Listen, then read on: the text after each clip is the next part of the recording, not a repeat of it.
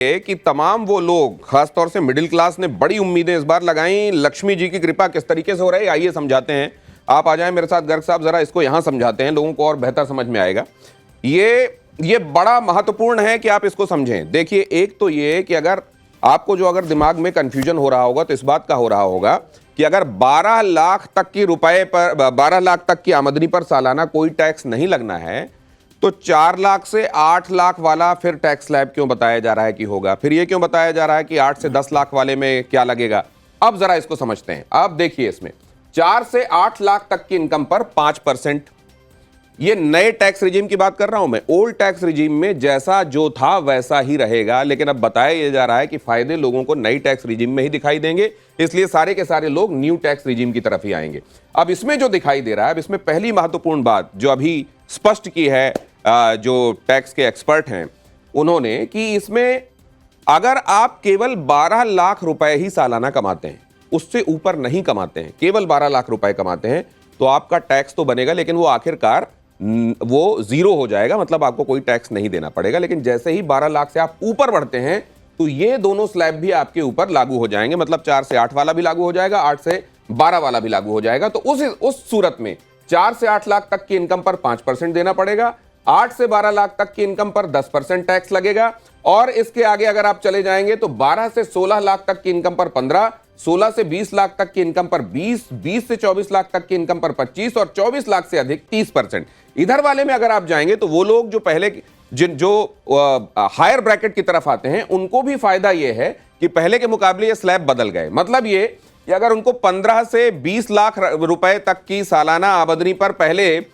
30% tax देना पड़ता था, तो अब वो स्लैब बदल गए हैं। इसको और बेहतर गर्ग साहब समझा रहे हैं। मैं अभी तक जो बता रहा हूं ठीक बता रहा हूं ना गर्ग साहब? दिनेश जी, आप पहले समझिए जो अभी रिजीम चल रही है उसमें क्या है। उसमें यह है कि 3 लाख तक कोई टैक्स नहीं, 3 से 7 लाख तक 5%, 7 से 10 लाख तक 10%, फिर 15%, 12 लाख तक, फिर 20%, 15 लाख तक, उसके बाद 30%। तो इस बार 2 चेंज हुए। एक तो 25% का स्लैब नया आ गया। तो अभी अगर हम बात करते हैं, अभी हम नए रिजीम की बात नहीं कर रहे, नए 25-26 की बात नहीं कर रहे, तो अभी 7 लाख रुपए तक वैसे जो टैक्स बनता है, अगर आप 7 लाख पे टैक्स कैलकुलेट करेंगे 3 से और 7 लाख के 4-5%, तो 20,000 रुपये टैक्स बनता है हिसाब से। ठीक है। लेकिन जैसे आप 7 लाख के कम रहते हैं तो 20,000 रुपये की आपको रिबेट मिल जाती है, तो आपको टैक्स कोई नहीं देना पड़ता। जैसे आप 7 लाख क्रॉस करते हैं, मान लीजिए आप 7.5 लाख पे आ गए नई रिजीम में, तो आपको 7 लाख पे 20,000 रुपए, और जो 50,000 रुपए एक था उस पे 10%, 25,000 रुपए टैक्स बनता है 7.5 लाख का, तो आपको पूरा टैक्स देना पड़ता था 25,000 रुपए। अभी जो रिजीम चल रहा है, यानी 7 लाख पे कोई टैक्स नहीं और 7.5 लाख पे 25,000 रुपए आपको टैक्स देना पड़ता है। अब क्या होगा, यही उन्होंने आगे इसको बढ़ाया है कि आप वैसे तो अगर 4 से 8 लाख तक आप लगाते हैं 5%, तो मतलब 20,000 रुपए बन गया, 8 से 12 तक 40,000 बन गया, यानी 12 लाख पे 60,000 रुपए टैक्स बनता है आपका हिसाब से। लेकिन आपको 60,000 की पूरी रिबेट मिल जाएगी। तो अगर 12 तक ही है, अगर 12 तक है तो। लेकिन जैसे ही आप 12-16 जाते हैं तो ये दोनों इंप्लीमेंट हो जाएंगे। इसका 60,000 रुपए टैक्स आपको देना प्लस 60, 1,20,000 रुपए टैक्स बनता है 16 लाख पे, तो आपको पूरा 1,20,000 रुपए टैक्स देना पड़ेगा। लेकिन जो मैडम बता रही है कि आपको रिलीफ कैसे मिला, अगर आप पहले कंपेयर करेंगे तो पहले 16 लाख पे जो टैक्स है, अगर आप 1,20,000 रुपए, तो पहले जो बन रहा था उससे आपको 80-90,000 का फायदा हो जाएगा। ये मतलब कहने का है मैडम का। तो 25 लाख रुपए पे आप 1,10,000 रुपए टैक्स बचाएंगे, जो पहला रिजीम था और नया रिजीम है। तो मतलब 2 तरह के फायदे हो गए। अगर आप 12 लाख के अंदर कमा रहे हैं तो आपको टैक्स बिल्कुल नहीं देना है, लेकिन अगर आप 12 लाख रुपए से अधिक भी कमा रहे हैं तब भी आपको 1,10,000 पहले के मुकाबले कम 1,10,000 का फायदा तो आपको हो ही गया ना। 1,10,000 रुपए का फायदा हो गया अगर आप 25 लाख क्रॉस कर रहे हैं तो। अगर 25 क्रॉस कर रहे हैं, ये टैक्स स्लैब में बदलाव की वजह से, ये बदलाव की वजह से, हायर ब्रैकेट्स में टैक्स स्लैब में बदलाव की वजह से एक तो ये हुआ, और दूसरा जो फायदा हुआ वो ये हुआ कि पहले 7 लाख तक की इनकम पर आपको कोई टैक्स नहीं देना था, अब वो बढ़ के हो गया है 12 लाख रुपए। 12 लाख तक। मतलब अगर पहले आप 7 लाख रुपए सालाना कमाते थे, उससे ऊपर नहीं, ये भी ध्यान रखिएगा, 7 लाख ही सिर्फ कमाते थे तो आपका टैक्स 0 हो जाता था। अब अगर आप 12 लाख तक सालाना कमाते हैं तो आपका टैक्स 0 हो जाएगा, लेकिन जैसे ही 12 को आप क्रॉस करेंगे तो ये वाले आपके जो स्लैब हैं वो भी लागू हो जाएंगे, मतलब 60,000 रुपए तो वो वाले आ गए, और फिर अगर आप इसमें 12 से 16 वाला कैलकुलेट करते हैं तो 60 वो हो गए, तो 1,20,000 ये हो गए। अगर आप 13 लाख रुपए कमाते हैं तो आप जो नया स्लैब है उसमें आपको 75,000 रुपए टैक्स बनता है। ठीक है, हाँ। 12 लाख पे 60,000 रुपये टैक्स बनता है। 12 लाख कमाएंगे कोई टैक्स नहीं, 13 लाख कमाएंगे तो 75,000 रुपये टैक्स, यानी 1 लाख की कमाई बढ़ेगी, 75,000 टैक्स आपका बन जाएगा। प्लस जो सेस है वो तो है ही, सरचार्ज जो लगता है वो तो लगेगा आपको 4% का। तो ये आदमी को लगता है कि थोड़ा सा हमारे साथ में वो होता है। अब ये बताइए आप, देखिए इसमें बहुत सारी जगलरी भी होती है, बहुत सारी ट्रिक्स भी होती हैं, आप टैक्स एक्सपर्ट भी हैं, इसको कितना इसमें खुश हुआ जाए या कितना खुद को रोका जाए, ये बताइए।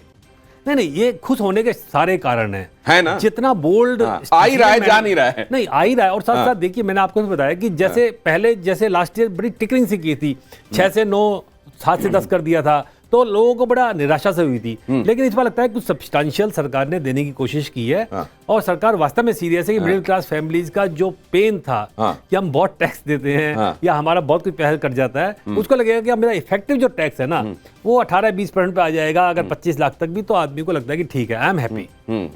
25 लाख रुपए तक भी अगर 18 से 20% तक प्रभावी टैक्स आ जाता है, तो इनकम टैक्स के पास इनकम टैक्स को लेकर मिडिल क्लास के पास खुश होने की बहुत सारी वजह हैं। अतुल हमारे साथ जुड़ रहे हैं।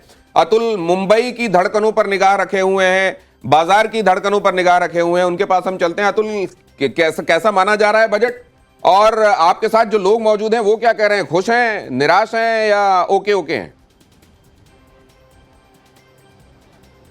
जी देखिए, आपको सीधी तस्वीरें हम इस समय बॉम्बे स्टॉक एक्सचेंज की दिखाते हैं, क्योंकि इस समय जो रिपोर्ट्स आ रही हैं सेंसेक्स की, वो बहुत ज्यादा हम कहें ग्रीन मार्क में नहीं चल रहा है, रेड में चल रहा है। 250 पॉइंट अभी ताजा स्थिति में गिर चुकी है, और निफ्टी भी करीबन 100 पॉइंट नीचे चल रहा है। तो हम जो कहें कि टैक्स रिजिम में आम आदमी के लिए तो कहीं ना कहीं राहत दिया हुआ है, लेकिन मार्केट उससे ज्यादा जो बजट पेश किया गया है वित्त मंत्री के द्वारा, उससे फिलहाल बहुत ज्यादा संतुष्ट शुरुआती तौर पर नहीं देखा जा रहा है। हमारे साथ पंकज जायसवाल यहां पर मौजूद है, जो एक फाइनेंस एक्सपर्ट है। ये अपनी सिंपल भाषा में जो लोगों को समझने की बहुत ज्यादा जरूरत है कि अगर 12 लाख रुपए तक कोई टैक्स नहीं लगेगा, तो वित्त मंत्री ने जो उसके बाद की जो चीजें कही हैं टैक्सेशन को लेकर, वो कितनी जो है लोगों की परेशानी है कि उसमें कहीं कुछ नया है।